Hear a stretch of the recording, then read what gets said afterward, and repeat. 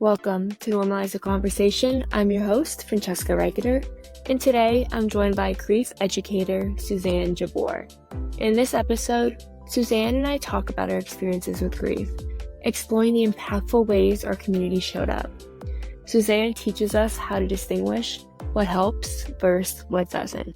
Suzanne, thank you so much for joining me today. I am very excited for our conversation, but before we begin, I just want to check in.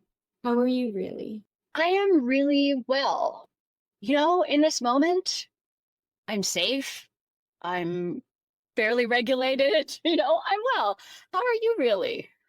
Oh, I'm doing okay. Right now, I'm actually really excited for this conversation because it's so timely. So I recently moved to Los Angeles, and right now we have the fires happening. And as someone who I could see it, but it wasn't like in immediate need of evacuation, I've been physically safe. Mhm.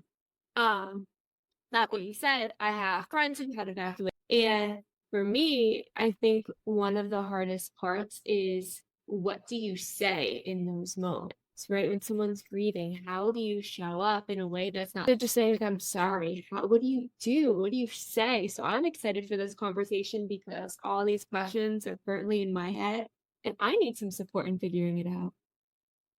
Yeah, and I love that you're immediately present saying that grief is not just about the loss of a loved one, right? We've both experienced that, and we know that that's, big and monumental and life shifting and, person shifting. You're never that same person.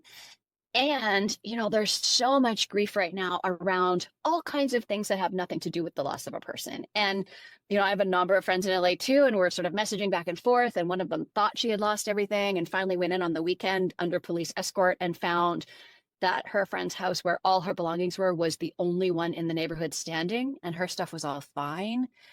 Like, just unbelievable. But yes, and even, my friends who are nowhere near the fires, but know the impact of the community and have so many friends that are impacted. You're so right. There's so much grief around the loss of our homes and our belongings and our mementos and all of that. And yes, our sense of security, our sense of everything is fine, our sense of not needing to worry about our physical safety or our home or all the things.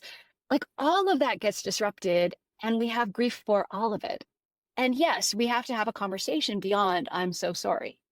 Yes, there's such a misconception on what grief is, and that grief is only someone when they pass away. But grief can take place in many forms. The end of a relationship, the end of a friendship, grieving what could have been, right? Grieving Mhm. additional periods in your life and when things are changing and letting go of the past. Grieving could be losing your home. It could be these natural disasters. There's so many different things that we can be grieving, and I feel that unfortunately a lot of times when grief is happening, we don't know what to say. And it really is. I hate when someone says to me, like, I'm so sorry. Because what's the answer Yeah. to okay? I Yeah, my answer now is me too. Like, I don't know what you want me to say when you say that. Like, me too? And I don't know where we go from here, right? And that's what's so interesting. I think it's, what fascinates me about the losses and the changes that bring loss that are not the loss of a loved one is that it gives us this rich place to practice. Because really, none of us know what to say or do. We aren't taught. We're taught, and we see modeled all these awful cliches and the "I'm so sorries" and the, thoughts and prayers, which are all lovely, but not helpful. And we're scared to practice when the stakes feel really high, when it's the death of a loved one, because that feels really high stakes. So what if we practiced when it's the loss of something that feels less high stakes? And I'm not saying that what's going on in Los Angeles right now is low stakes. It's not, it's very high stakes. But there's all kinds of other losses that are lesser stakes, it feels like, as the supporter. And I'm with you. I think "I'm so sorry" or "I'm sorry" is a brilliant opening phrase. And if you listen to a bunch of different grief experts, some hate that altogether and say you should never say that. I don't. I like, it's okay to say "I'm so sorry." That just has to be the start of the conversation. And then after that, it really is slowing down, speaking from your heart, saying something unique. It's going to be different every time. I so wish I could come up with like the one right thing to say in all circumstances for all losses. It doesn't exist. That's not how he say, is what comes uniquely from you in this circumstance to this person from the heart. And I think we have to slow down to get there. We're so, it happened to me today in the office. I was chuckling to myself because I knew I was going to be speaking to you later. And literally, as we're passing in the hall, someone says, "Oh, how are you?" "Fine." "Yeah, me too." Like, we don't even stop to say fine and exchange nothings. We don't even stop. So we're so quick to just want to like say something and pretend that's connection and keep going. And we just need to take a breath and slow down. And I think, I love how much you talk about the impact of social media. I think that's exacerbating our quick, meaningless responses, because that's where I see it all the time, is someone will post about a loss. And if you look through that, scrub through that thread, there's nothing longer than 2 or 3 words. And that's not what we would say to the person in real life, I hope. You wouldn't just say hugs and turn and walk away. But in a comment on social media, that feels enough somehow. So it really is about slowing down and thinking, what do I want to say that's honest about me? And if you're starting with, I have no idea what to say, that's a perfectly reasonable place to start, because we don't. I don't have the right words. I can't fix this and make it better. Gosh, I wish I could, but I can't. But what I want you to know is I care deeply about you. I really want to know if you're okay when I ask. And we're going to figure this out together. Or whatever in that kind of vein you would say, because you can't be my words. And those words aren't even going to be right in every circumstance. But it's something that comes from deeper than our spinning monkey mind and has more meaning and connection in it. Because that's the other thing we're missing, is this amazing ripe opportunity for connection.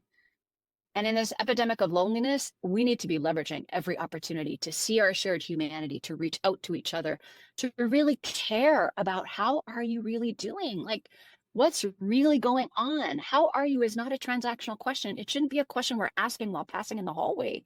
It's a real meaty question. And I think our sort of dismissiveness of that kind of question has all kinds of ramifications for our mental health. We're normalizing that how you're doing is a throwaway question and answer. That feels dangerous to me. Right? And we're normalizing that it's transactional, that that's a conversation you should be having with a cashier or a server. Also weird. Like, we've kind of ended up in this place where we're asking that at all kinds of strange circumstances. And when the answer is anything other than fine, holy cannoli, we have no idea what to do with that. And if I need to say something beyond, I'm so sorry, I don't know how to do that either. We all have to practice. We do. And it's just, connection is not there as much anymore. I mean, Yeah. with our phones, even a lot of times, it'll be a text instead of a phone call, right? Or Yeah. online, where we find out about something online. And I do it too. Like, I'll sit there, and if I don't know the person very well, but I want to send a message, I would send you like a heart and a comment. And then if I know the person enough to send a message, then usually I'll send a private message. And for me, something that I'm relying on is saying, I don't like the I'm sorry unless it's followed by something like you said. So usually I rarely say I'm sorry anymore in it. Usually then if you need anything, please let me know how I can support you. Know that you're not alone in this. And I think and that's kind of been my go-to, because I remember when I lost my grandfather and then my uncle. It was like these back to backs. Everyone's like, I'm sorry. I'm so sorry. And I just remember again and again being like, it's okay. It's okay. And like, I hate Yeah. when people say that they're sorry because they didn't do anything. Right. And then, Yeah. like, Yeah, there's nothing to apologize for. You didn't do this. exactly. So then just here, I started to like hate the words I'm sorry, because it was all I heard for so long. And then it was, I don't know if I could say anything other than it's okay, because that's the normal response. But we're conditioned. Like, how are you? He's like, fine, you keep walking. We're conditioned to not have connection anymore. So it's like, what's the response? I'm sorry, it's okay. You don't.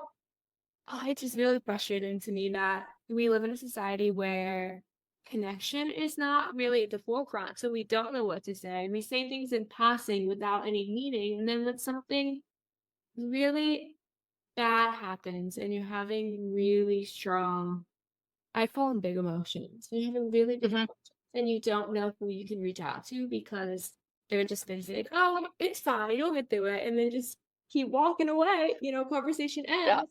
You don't want to talk to anybody. Like, who are you going to reach out to? Who's really going to listen? Who's going to delegate? Those are the questions Yeah. I'm like, and then I think I have to suffer in silence.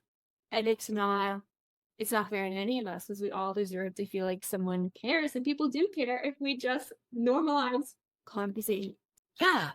And I think what's so interesting is that, for me, I come to this work after the death of my son. So, that is an life altering, earth shattering, reality bending and destroying situation. And I really needed people who could listen.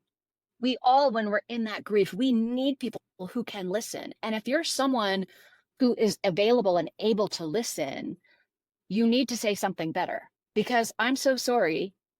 Let me know if there's anything I can do. None of that signals that I can rely on you, right? I'm so sorry.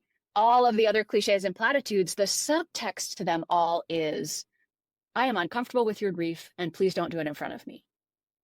And all those kind of things told me was that that was not a safe place for me to grieve. And in those early days, that's all I could do. So you see sort of the circle of people you can go to getting smaller and smaller and smaller. I'm like, oh my gosh, like I know I can't do this by myself and none of us can. We're not supposed to. Humans are wired for connection. But all of this subtext was like, I don't want to touch that with a 10-foot pole. And so we really, if you're someone who is able and comfortable to listen to someone who's in deep pain and confusion and overwhelm and all the big emotion messiness, you need to say that in a way that is not, I'm so sorry, it's okay, or me too. Like that. And I know, I had to get to the point where I listened to the energy of what people were saying because the words were so hurtful. And I just couldn't, I would watch their mouths move and by the first 3 or 4 words, I would know, can I listen to this person? Nope. I would just watch their mouth move and think, all I'm hearing is that they love me and they care about me and they wish they knew what to do. But it's that bad right now. We're so ill-equipped and inept and we just don't know enough. And that's okay. It's no shame, no blame. And we can do better.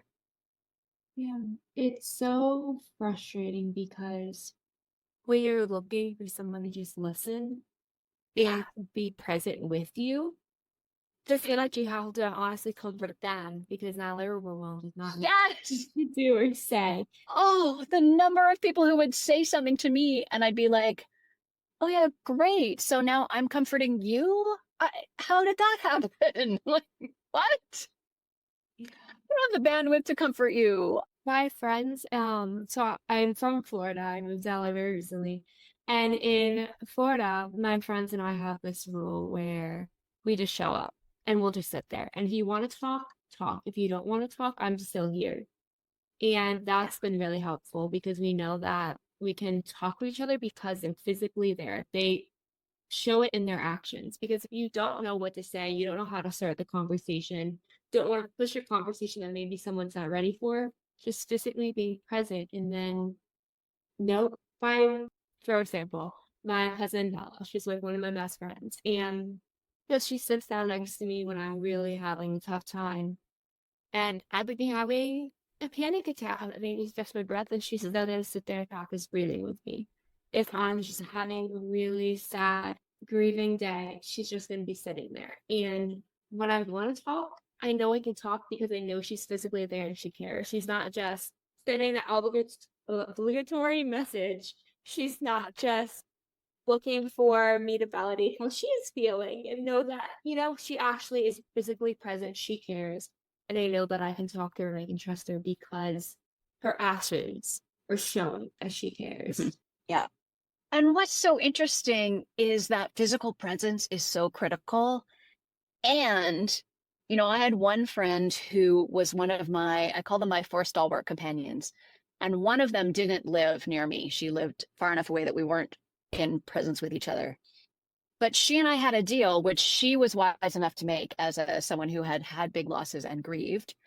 Our deal was that she would phone at random times and I could pick up the phone or not. And there was no expectation that I had to call her back.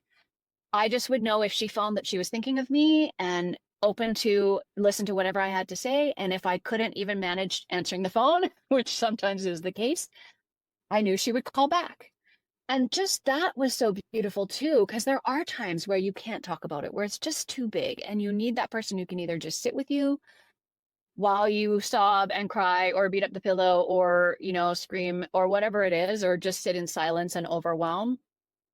And you can do that from a distance, but we have to have that conversation that sets up the shared agreement, because then we know. And I had other friends who, the agreement with them was that they would text, and there was no expectation that I call them back or send a message back or acknowledge their text at all. But they knew that I would know that they were thinking of it. I had one friend who texted me on the month anniversary of my son's death every month for 2 years. She just would always text on the 26th of the month, thinking of you today. And just short and sweet, didn't have to be long, but just knowing that other people also know becomes so powerful, because so often as grievers, because we're grieving long term and the rest of the world has gone back to whatever their normal is, we feel really alone. So sometimes that text message just saying, oh, thinking of you, coming up to the anniversary, coming up to the person's birthday, coming up to, Mother's Day or Father's Day if it's a parent, or things like Thanksgiving and the holiday season, knowing that other people remember that I'm navigating all of this stuff without Ben is really comforting, that I'm not the only one that remembers he was here and he mattered and he was important to us, that other people do too. And whether you're someone who's comfortable sitting with someone who's in crisis or not, you can set up an agreement with the person about what you're comfortable doing and then do it. Yeah, it takes conversation. I love that they text you on the anniversary, because I remember one of the most powerful things that my aunt said to me during that time when we lost my uncle was, everyone's here right now. Everyone loves to show up every single day when people are dropping off free food and we're all eating together. No one's talking about it. She goes, but a week or two from now, lots of those people will be showing up, and within a month, I won't see or hear from anyone. Because when the grieving really, it'll get really silent, and that's when it'll hit, and I'll be all on my own. And I remember thinking like, oh no, people are going to show up. They're still going to be here. But no, I watched as people slowly stopped being there. And then the more silent it gets, the more isolating it feels, and the harder it started to hit. And it was really, really frustrating to see that there wasn't conversation happening. People were there physically in the beginning because that's what they think they're supposed to do, but it never went beyond that.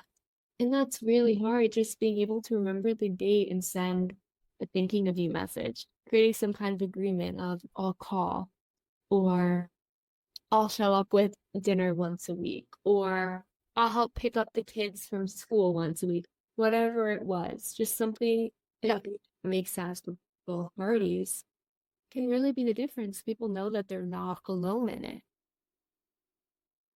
Yeah, and I often, I get asked this question all the time, like, what can I say? What can I do? And my first question back always is, like, what's your commitment to this person?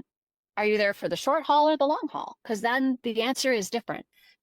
But if you're someone that is really committed to the long haul with that person, I actually had someone ask me, and their cousin had their wife pass away.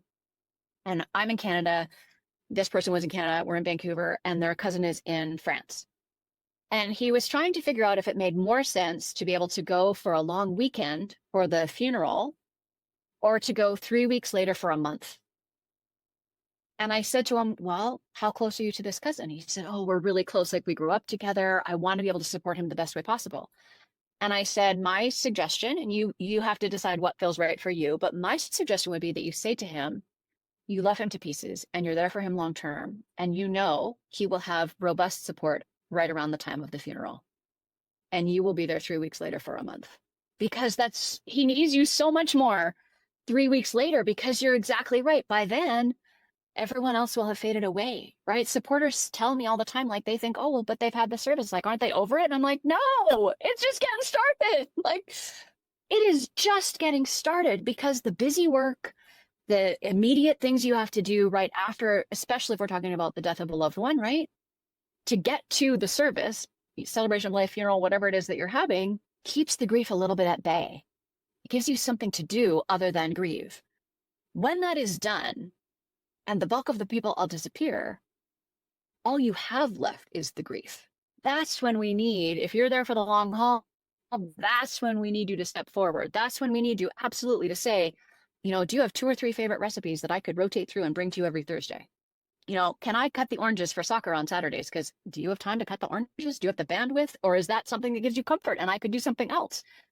And we need those specific offers, because that grieving brain can't, everything you need, anything you need, let me know. I'm here for you. Lovely. Appreciate the sentiment. And my brain can't do anything with that. And by the time I think, oh my gosh, what I really need is, could someone please get milk? I can't remember who offered, so I should reach out to them. So then you're stuck there all by yourself going, is there a delivery service that will bring me that? Because I cannot get on clothes, get in the car, get to the grocery store, be polite to anybody, listen to the music. I can't do it. That's the stuff we need long term. Like, I'm going to the grocery store today. Go stand in front of your fridge. Tell me what you need. I'll bring it. Specific. Can you answer yes, no? It's Tuesday. Can I take out your garbage cans also? I know you probably don't know what day of the week it is because you're grieving. Let me know when you know what day of the week it is. If it's a year from now, if it's 2 years from now, until then, I'm taking out your garbage, right? If that's okay with you. But it's those specific offers. And you're so right in saying, is it picking up the kids? Is it walking the dog some of the time? Though I'm always like, get a grief dog, go make yourself get off the couch and go walk, because walking is so therapeutic. And we got a grief dog and he's been such a gift to us. But, everything that you need, the griever also needs. And if you can tie your offer to something you're doing for yourself, then it helps all of us, especially in North America and in, much of the Western world, who have been conditioned to be independent and be able to do it all ourselves. I feel like less of a burden if I'm just asking you to pick up what you're already doing for yourself. So I'm already going to do X, Y, or Z. Can I do that for you too? Much easier for us to say yes to than I'm going to go way out of my way to do something for you, which most of us are kind of conditioned to say no to. That is so true. It's so hard to know what to do and what to say, because these are not conversations being held, but it can be something so simple. I know. So Yeah, simple. yeah, one of my friends recently, a newer friend, so again, she's moved to LA, it's a new LA friend. She had lost her grandfather, and she texted me. We had hung out one time before. And I know that for me, sometimes when someone loses a grandparent or an aunt or uncle, those can be very difficult for me. So I was like, right away, I was like, do you want to come over? Do you want me to come to you? First question. Then I said, sometimes I don't know what to say. I am physically here. I will check in with you every single day, multiple times a day, if that's what you want. Do you want someone texting? Do you want someone calling? What feels right to you? She's like, texting me every day just helps me know that someone's thinking, someone cares. And then I sat with her while she cried, and I don't think I said anything until she was done kind of sharing kind of memories and stuff. I just let her talk and talk. And then just had a conversation, and she was telling me more about the memories, and it turned into laughter. And again, if I had just went with a casual response of like, I'm so sorry, I wouldn't have known. Like, I would have felt it and then not know like what to do personally.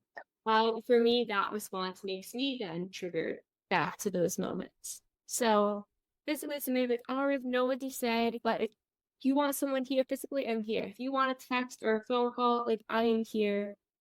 What feels right for you? And I found that for me, this is the first time I've had someone lose someone since I've lost, and that felt very good.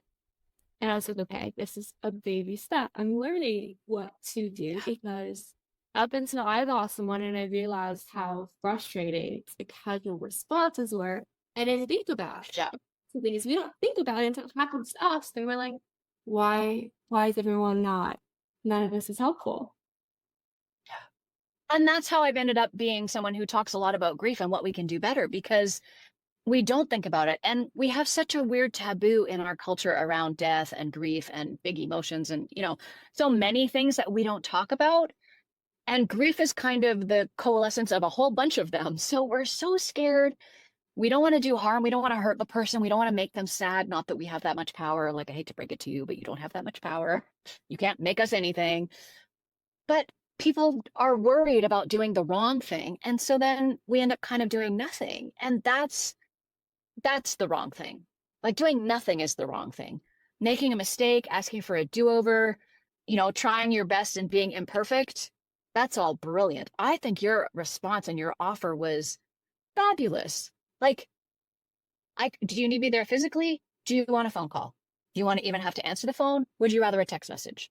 Like, and not in a sort of bang, bang, bang, quick, overwhelmed. As I'm saying that, I'm like, oh, my brain would be going, bring it, bring it, bring it. I have no idea. This is too many options. I don't know what to say. The way you articulated it was so much better. So rewind this podcast and listen to the way that you said it, that it is that really thoughtful offer. And we've all lost something. We like to pretend we've never grieved. We don't even want to call it that when it's not the loss of a loved one. But we have all grieved. Maybe not to the degree that happens with the death of a loved one, depending on the relationship, but we have. And if we can, use our powers of empathy, use our powers of compassion, like, what might that person be thinking and feeling? And then how can you put that in action and be compassionate? Do something. We need to do something. And if you're good at listening, man, we need people to witness us. That grief needs witnessing. It doesn't need fixing. It doesn't need we're all so good at like being what I call a cheerleader. Oh, it's going to be okay. People say awful things. I'm not even going to repeat them all because they're just all awful. But they're all kind of cheerleadery. Like, it's all going to be fine. Versions of that. You can get another one. You can do, it's all awful. And below that, we have so much more to offer. If we're willing to slow down, to be really thoughtful, to really embrace what's possible if we reach out and connect. And I think it's so beautiful the way that you put it, that if you had just said, oh, I'm so sorry, think of the relationship you wouldn't be building with her. And now you're building such a deep connection and such an understanding of this shared experience that you've both had that is absolutely different from each other and so similar. And now you have this foundation of really showing up for someone in times that are hard. That is such a solid place to build a relationship from.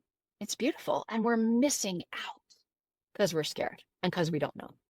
Yeah, exactly. It really helps with its connection. It's at its basic form connection, and we tend to not, because we live in a society where connection's not at the forefront anymore, just because of technology. And with the pandemic, I think we saw a big shift in how people communicate with others. So Yeah. sometimes it's the basis of what someone needs, is just to feel connected and feel like they're not alone. So I'm a baby therapist. I'm an intern right now, and someone had said to me, like, my friend lost someone and I didn't know what to say and I didn't know what to do. And I was like, if it was you, what would you not want said to you? Like, that's a great place to start, right? And start with that language. Start there, because sometimes it's hard to think, oh, what would I want said to me in this moment if I can't relate? But what would I not want said to me? And then it gives you a little bit of a guide. And then you kind of figure it out as you go, but just at the core of it, make sure the person knows that they're not alone in it. And then you're willing to be there in a way that is right for you. Because if you also say you're going to be there in a way that you can't be there, that it's a disappointment. That's really, really avoidable and not necessary at this time. So make sure that whatever you're offering is something that you really, really can commit to, because at this point, they need to feel like someone's there, not abandoned by you in that moment.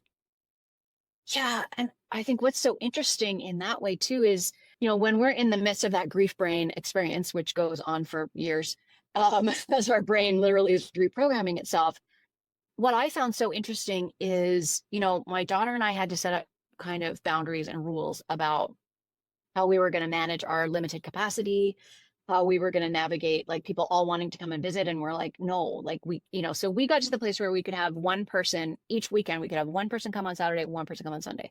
And a couple of times I had people say, okay, well, I'm going to come on this day at this time. And so not only would I turn down other people who offered to come at that time and that day, but my daughter and I would spend that morning, so they were coming in the afternoon, kind of preparing ourselves, getting our systems calm enough that we could have another person in our space and we could make conversation and all the things. Not that we didn't want people around, we did, but it's a lot. And then that person didn't show up. And that was so hard for us because we're like, okay, we've literally devoted an entire morning to preparing ourselves for this visit that then didn't happen. So you've lost all that time. You could have been doing something else. You could have had someone else come that day. Like, there's so much complexity around sometimes what the griever has to do to be able to take support and to be able to be present with another person. And if you're making an offer that you're not comfortable with or you're not going to follow through on, don't make that offer, right? If you're not someone who's comfortable sitting and listening to someone who's in deep pain and confusion, don't offer to do that. Offer to get groceries, right? Offer that practical support because we need that too. And I talk all the time about, what you can say is something open-hearted. It's a little bit vulnerable. It's a lot honest. It opens the conversation. It shows you want to listen. What you do is that specific offer, tangible, easy to say yes or no. And when I thought about it, there is nobody on my list that did both. The people who showed up and listened, took me for long walks, places, went for endless cups of coffee. Not one of them brought me groceries or cleaned my house or any of the other things that people did for us. And of the people who did all the practical stuff, none of them were on my list for, oh my gosh, I just need someone who can listen to me. Not that some of them didn't have both skills, but if you have one that you're better at and one that you really enjoy, offer that because we need you to follow through, and you're way more likely to follow through on something that is also easy-ish for you to do because it's going to be hard because you're dealing with grief, which is hard and we're not good at it and we're uncomfortable. So if you have to step into being uncomfortable and doing something that already feels awkward, the offer needs to be something that you're comfortable with already. Exactly. It's so, for me, something that I found very difficult was after my grandfather passed, my grandmother was still in the hospital. They were in a car accident together, and I would sleep in the hospital chair next to her, so I did not leave her side. I went to every doc appointment, every physical therapist throughout the whole thing. And I watched how many people said, like, oh, I'll come and I'll sit at physical therapy with you. And then they wouldn't show up, or they would show up for like 2 minutes, like, oh, do you want to go get food? And I'm like, I would love to go get food.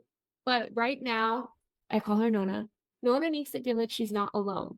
And she hates when I engage with her if she's at physical therapy. The minute I walk out of that room, she is freaking out because she feels alone. So if me sitting there makes her feel like she's going to get through this, then that's what I'm going to do. And people didn't want to be in that moment. They didn't want to see her learn to sit up again and to move and take steps again. So they thought that they were helping me by removing me from the situation and doing something with me.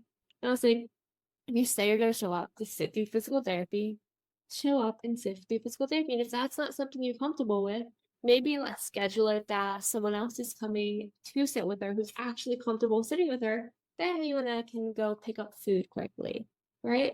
So it was just, people always wanted it on their terms, and then they said they were going to do something, but it wasn't what they actually meant. Yes, I felt obligated to kind of pick and choose between people and between myself and what I needed and what my grandmother needed. And that was really hard because then I was like, I don't know what to do. Right now, I don't know what to do. And I'm trying to figure it out and do as much as I can with the little bit that I can do. And people are making me feel like I have to choose. Yeah. And that's not a position any of us intend to put the person in that we're trying to help. But it's what happens. And I remember having conversations with my daughter and saying, we are going to have to learn how to be the most healthy version of selfish. And I remember, we were very fortunate in that there were no children that we had to, I don't have, Ben was 22, my daughter was 24 or 5. I don't even know. I'm terrible at math. When he died, she's 3.5 years older, so she might've been 26. And everyone involved in the extended family was basically adults. So there was no children I had to help navigate this time. And I remember saying to her, you know what?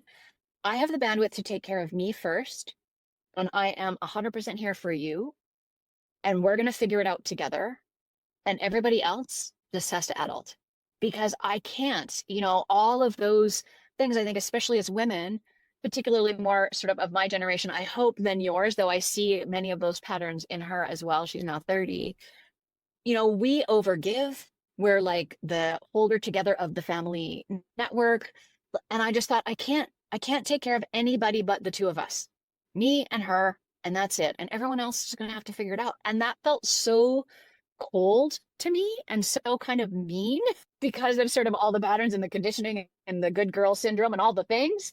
And it was exactly the right thing because I didn't have the bandwidth to be like, wait, you offered X and you're showing up to deliver Y.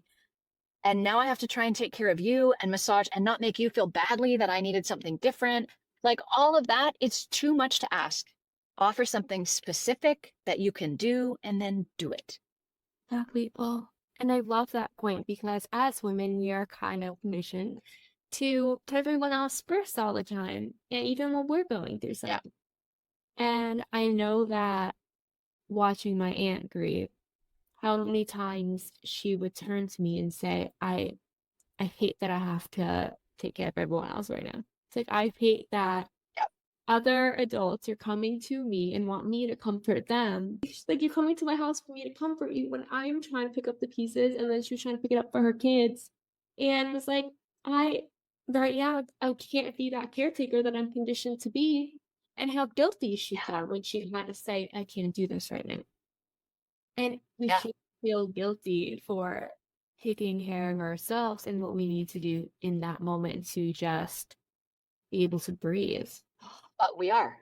And we have to, and that's, I think, something that's so interesting and important about grief too, that we forget and we don't use to its full advantage. And I know for grievers, this sounds like very weird language. We don't have enough language to say all the things correctly. So stick with me because it is this amazing opportunity to look at all of those patterns, all of that conditioning. Like I remember having such a vivid image of my whole life in big chunky like puzzle pieces, like sort of those big Survivor 3D puzzle pieces on the ground.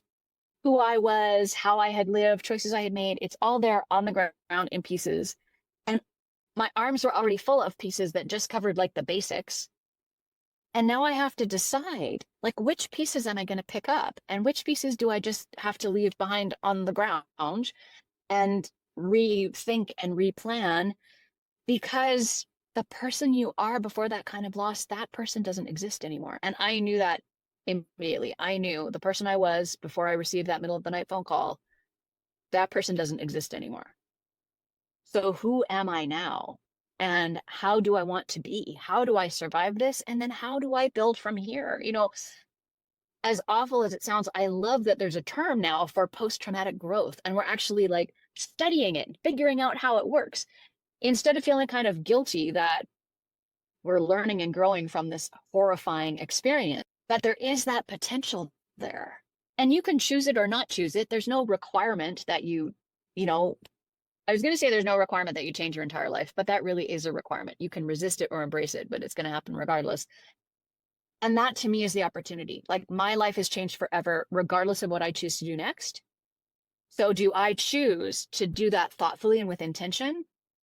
Or do I choose to just ride the waves oarless and hope for the best? And I was like, oh no, I got to find some oars. I got to find a boat. I got to figure out how to do this, because I knew I was not that same person.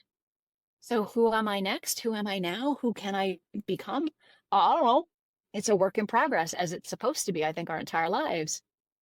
And we can choose or not choose to take those steps and do that hard work. And, there's no magic. Time doesn't heal anything. It's the gut-wrenching, impossibly hard work we do in that time that makes a difference. Yeah. It's one of the scariest and hardest yet best parts of the next steps is that there is no map, there is no guide, there's nothing that there's no timeline. It is all what you need in that moment, and that's okay. There's so much, I think, pressure in life to the milestones of what you have to reach at each age and each time in your life. And I think grieving is one of those very rare times where there's not that comparison game. It's about you and what you need in the moment, and you'll figure it out as you go. If it doesn't language. I did not, right? Yeah, I know it's hard. It is hard because I didn't like when people would say, well, what phase of grief are you in? And I'm like, I don't know. I'm in the phase of grieving, and that's all I can tell you. And some days it looks different. Some days I might hit like 3 of those phases. Yeah. But it doesn't have to be one step forward every single day, all day. It's as you go, No. what you need. You may feel like you took 10 steps back in one day, and that's okay. It's not a race. It genuinely is about what you need in that moment, and you figuring it out as you go. And hopefully you'll have that community there that helps you. And if you don't, you'll know that you are worthy and amazing as you're going through it. You matter. Yeah. And what I knew, which helped me so much, I just, it was I think a shower idea, though I don't remember because grief brain is a thing. But I knew I had to be conscious and curious. That was going to be my path to survival. And that's the only filter I used. So conscious for me meant of all the emotions. Because we're in North America, especially A+ emotion stuffers, especially if they're bad or negative, or this whole weird paradigm we have about what emotions are. Anyway, that's a different episode that you've done with much more skilled people than me about that area. But I knew I had to be conscious of all the emotions. I couldn't ignore them. I couldn't push them away. I couldn't put them in a little box. I just had to let them all be okay, all be acceptable, even the horrifying ones, which is most of them at the beginning. Curious was about what next, what now, how, those kinds of things. And really the first curiosity was about how, when you're sobbing so hard that you can only gasp for breath, can I oxygenate my body? That's really where I started. Was like, I don't even know how does this get enough oxygen in my, this is not enough oxygen. What is happening? Like, it was that's where the curiosity started. And then it really became about this idea that is so present when you talk to grievers of grief changing your address book. And that had happened to me, and I was so curious about why. What is happening that means that the people who you thought were your inner circle disappear and other people step up to take their place?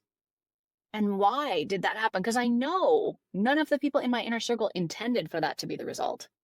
But that's what happened. So why is that? And that's kind of how I ended up now on this path of really talking to people and, giving a TEDx talk and, writing things and creating activity books and all of that.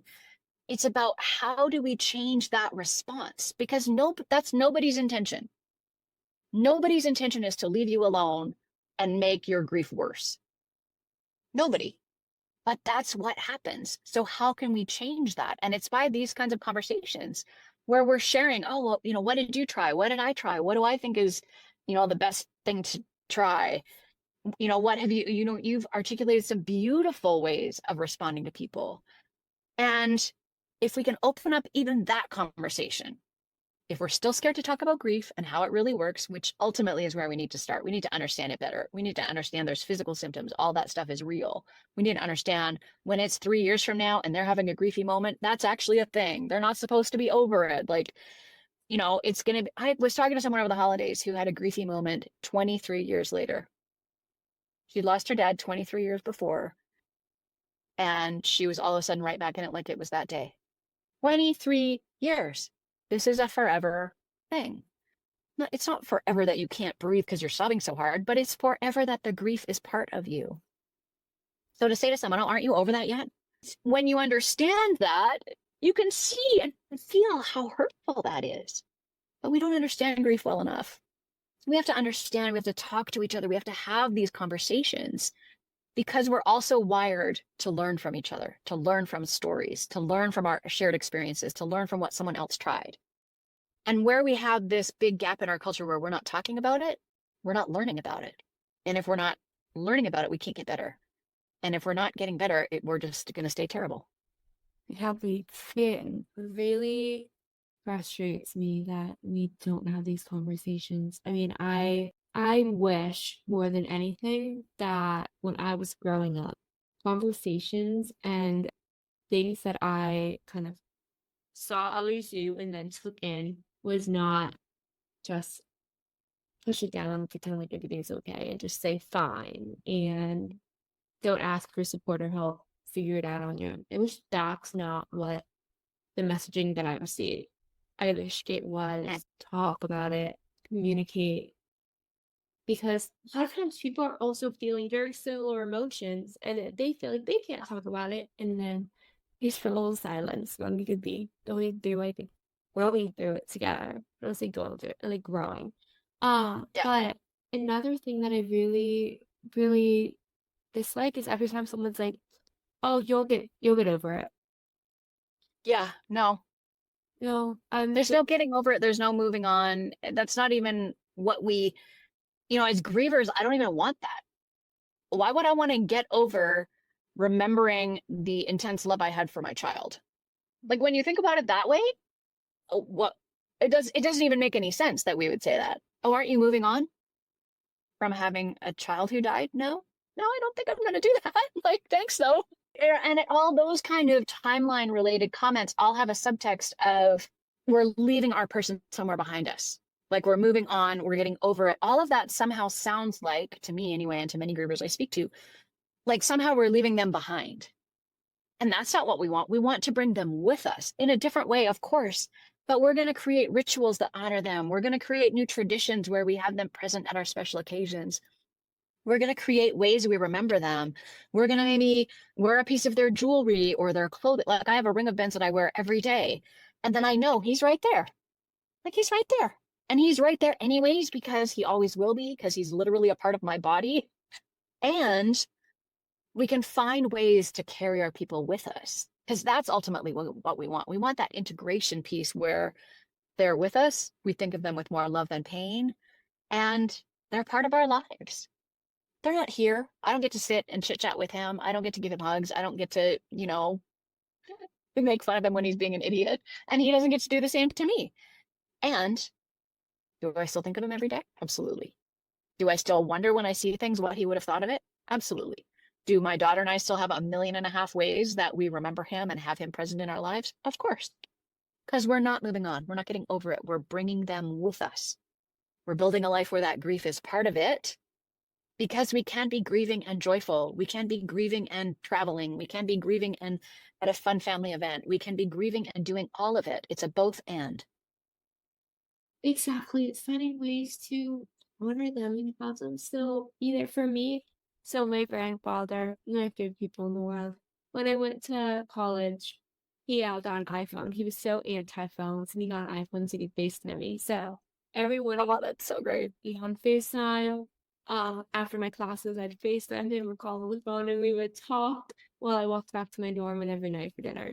So he was a big active part of my life, especially during college. And anytime I had an exam, I would call him in tears, like, I'm gonna fail, the world is ending. And he would just be there, and help me get the courage to walk into the classroom to take the exam. So now, not as much consistently now, but in the beginning, for the first few years, I wore his t-shirts to my exams.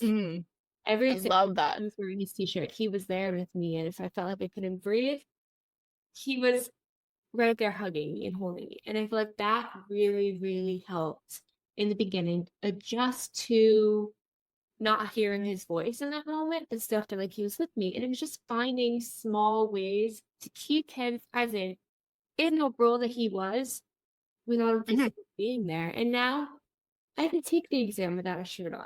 Usually I'll sleep in it the night before, but as life changes, things change. But I always try to find a way to keep him there in that moment there, because that gave me so much courage. And it's finding ways. The nonprofit, I started it on my uncle's birthday in honor of him. So that way, I love that. on his birthday, it's a piece of cake, and it's celebrating his birthday and what I've done in honor of him since. So it's finding ways to just bring them there with me, and what I need with their presence in the way that I need it changes over time. And that's okay. I've learned that doesn't have to stay the same and feel the same every day. And then just, bringing them there is just such an important thing that we can do, and not leaving them in the past, like you said. Yeah, I love that. And if there's an exam that comes up that you have to put that t-shirt back on to wear it for, that's also not a bad sign. Yeah. Like we have that weird sense that that has to also be linear, right? Like that we let them go even more, even more, even more. Like we move distance a little bit from the t-shirt.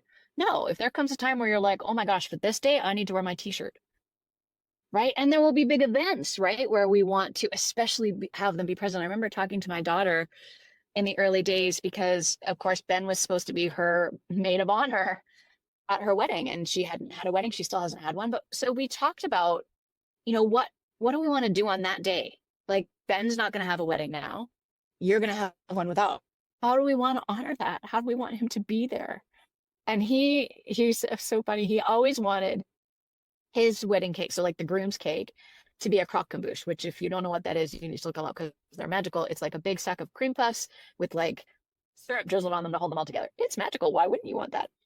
So I said to her, just so you know, like at your wedding, whether you want one or not, not whether you want one or not, but there will have to be a croque-monsieur. Like it will have to be there.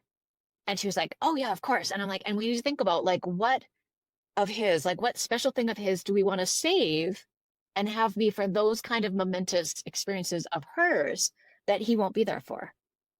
So and we decided what it was going to be. And so we don't use that thing of his for other stuff because that's the thing that will be like for those super special occasions that will bring him right there. So it really is about being thoughtful and intentional and having a plan. And whether the plan stays the same or changes every 5 seconds or turns out to be something completely different, all of that is okay.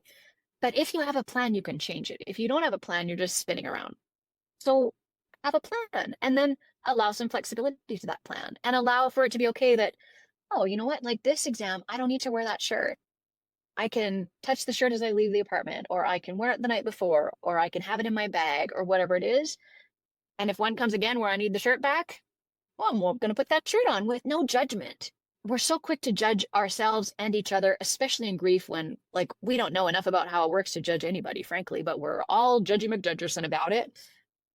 It's no judgment. It just is. What can you do to have that person with you on the days you need extra support that they would have provided were they still here? And how do we honor that? There's a million ways. Do the one that makes sense to you. I love clothes and gifts. I have a scarf that Ben gave me one year when he decided he had one Christmas. And I'm like, buddy, it's not a competition. Like we're all buying thoughtful things. He had given like the perfect gift to everybody. He won Christmas. And the thing he gave me was a scarf that I will cherish forever. And so when I know I'm having a bit of a day, I'm like, oh, where's that scarf? Yep, I'm just going to wear that scarf. And then I know, oh yeah, there he is. Like that's that year. And you remember that memory and you have that kind of inner chuckle about like that year that he was telling everybody. And I learned from one of his best friends, because I became friends with a couple of his best friends after he died. And she's like, oh yeah, I remember him talking about that year that he won Christmas. She's like, did he really? I'm like, yeah, I would never tell him to his face, but he totally won Christmas. But those things and those rituals and those ways of keeping them alive and present in our life, that's a big part of how we can move forward healthfully. We don't have to leave them behind. We don't have to pretend they were never here. It doesn't make any sense to think that way, to plan. Like, it doesn't make any sense. We want our loved ones with us. We need our whole posse. We need them there, buoying us up, holding us up, giving us support, whether they're here, wherever you believe they go afterwards, part of the great universe, sitting on a cloud in heaven playing a harp. It doesn't matter. We need them here. Well, Pen, plus that you had that conversation with your daughter and create that plan, because that's something that's missing is conversations about it, is creating plans, because these big moments are going to come up, and how can we honor them and bring them with us? It's so, Yeah. I wish we had more conversations like this. You are Highball. I'm so grateful you joined me today. As we're wrapping up, what's one last piece of advice you could give to someone who's maybe wants to support a loved one who's grieving but doesn't know where to start? Start with a conversation, right? Start with asking gentle questions, offering specific things, being there to listen. Whatever you're comfortable with, offer that and then do it for a long, long. Amazing advice. Start with that conversation. It all comes down to us talking about and us being present. Thank you again so much for joining me. Thank you so much for listening to Normalize the Conversation. Don't forget to subscribe, rate, and review. This podcast is an initiative of Inspiring My Generation. focusing on normalizing the conversation, bringing education and awareness to the forefront, and amplifying global voices to spark change and hope. Inspiring My Generation is a 501c3 nonprofit organization on a mission towards suicide prevention through awareness, conversation, education, and support. Connect with us on Instagram at Inspiring My Generation and visit our website inspiringmygeneration.org to learn more about our work and how you can make a difference.